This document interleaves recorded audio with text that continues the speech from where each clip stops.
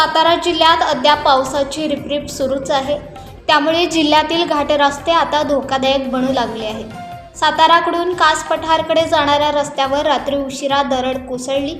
रात्री उशिरा ही दरड कोसळल्याने अद्याप या ठिकाणी प्रशासन पोहोचू शकले नाही।